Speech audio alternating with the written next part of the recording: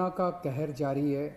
बहुत ज़्यादा कोरोना बढ़ गया है और उसी के मद्देनज़र पिछले हफ्ते हम लोगों ने 6 दिन का लॉकडाउन लगाया था, जो कि कल सुबह 5 बजे ख़त्म हो रहा है।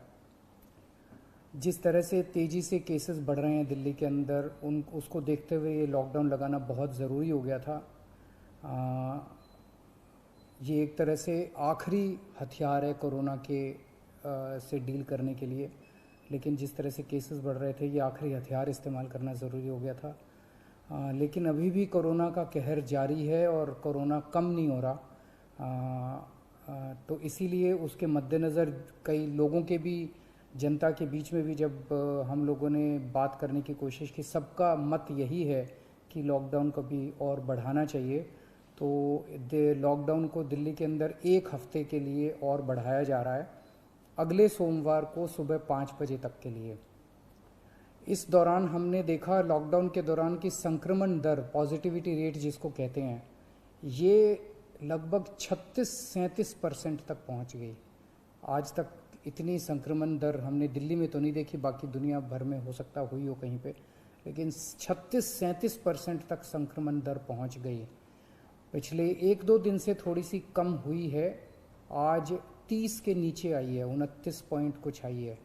मैं ये नहीं कह रहा कि कोरोना ख़त्म होने की दिशा में जा रहा है, लेकिन ये अभी तथ्य हैं। अभी और कुछ दिन देखना पड़ेगा, हो सकता है बढ़ जाए, हो सकता है कम हो, लेकिन हम भगवान से प्रार्थना करते हैं कि कोरोना से हम लोगों को मुक्ति मिले। पिछले कुछ दिनों से हम देख रहे हैं कि दिल्ली में ऑक्सीजन की काफ़ी ज़्यादा समस्या हो रही है। दिल्ली में ऑक्सीजन की काफ़ी कमी महसूस हो रही है।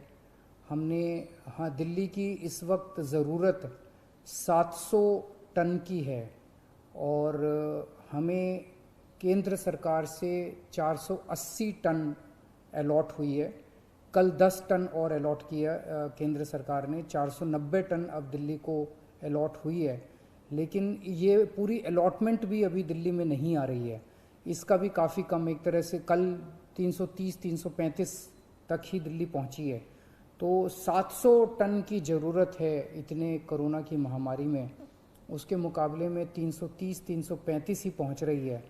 ये दिल्ली जो ऑक्सीजन की कमी है, दिल्ली के अंदर ऑक्सीजन पहुंच नहीं रही है, जगह जगह से जो ऑक्सीजन आनी है, ये एक बहुत बड़ा कारण है जो ऑक्सीजन की कमी जगह जगह अस्पतालों में महसूस हो रही है।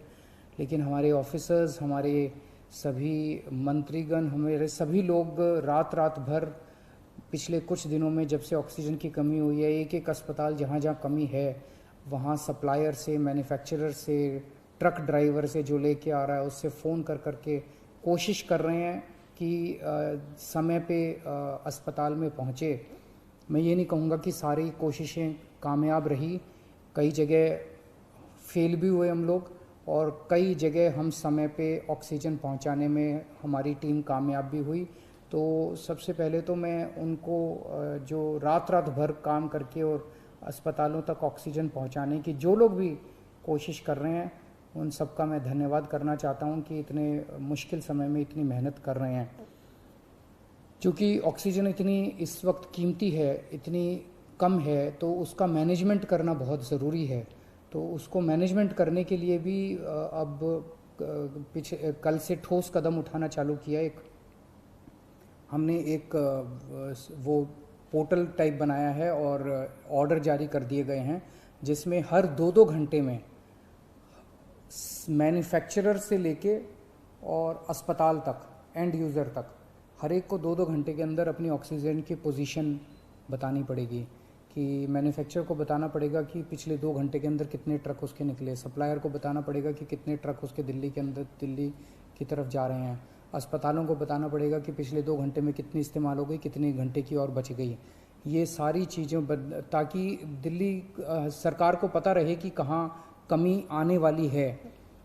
तो इसके अलावा केंद्र सरकार से काफ़ी सहयोग मिल रहा है। कल भी पूरा दिन केंद्र सरकार के अलग अलग मंत्रालयों के साथ हमारे ऑफिसर्स की टीम बैठी रही और दोनों टीमें, केंद्र सरकार और दिल्ली सरकार, अच्छे से मिलके काम कर रही हैं और कोशिश की जा रही है कि जो भी सप्लाईज आने में दिक्कत हो रही है, उन दिक्कतों को दूर किया जा सके।